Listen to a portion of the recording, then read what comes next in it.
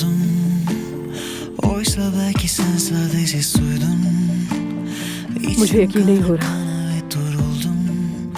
Biliyordum yaşamazdım sen yokken. Ama yoktum. Her anım मैं तुम्हें बताना चाहता था मैं तुम्हारे लिए कितना सीरियस हूँ। zormuş bensiz sen nasıl तुम शादी करोगी मुझसे? yazdığım masalsız. बिल्कुल बिल्कुल करूंगी मैं। Kolay sana bu vazgeçmek, İstanbul'a düşman etmek. Bir söyle ne yaptım ben, ne yaptım sana? Yağmurları yağdırdım üzerine, affet bebeğim, gideceğim bile bile. Ben yokken sen hep yalnızsın.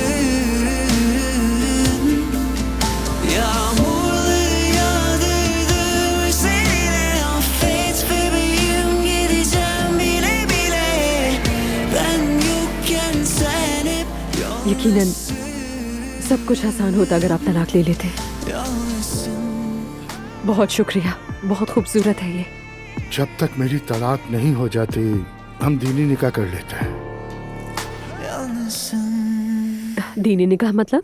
Emami निकाह। देखिए अप्पू, ये चीज़ें मेरे टाइप की नहीं है बिल्कुल। मेरे लिए सिविल मैरिज ही काफ़ी है फिल वक्त। लेकिन फिर भी आप चाहते तो हम इमामी निकाह कर लेते। कोई मसला नहीं है इसमें। लेकिन बात सुने, मैंने पहले भी कहा था कि मैं चार दीवारी में नहीं बैठूंगी। इसका इस बात से क्या ताल्लुक है एलिफ? मेरे लिए ताल्लुक है। ठीक है, जैसा तुम चाहो एलिफ।